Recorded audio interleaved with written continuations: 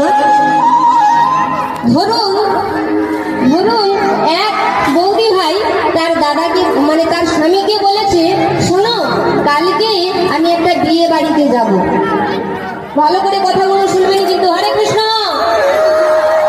ঠিকঠাক কথা না শুনলে কিন্তু বোঝা যাবে না, আর আসর থেকে উঠে গিয়ে বলবে কি যে গাইলো কিছু বুঝতে পারলাম। ও বললে কিন্তু হবে না।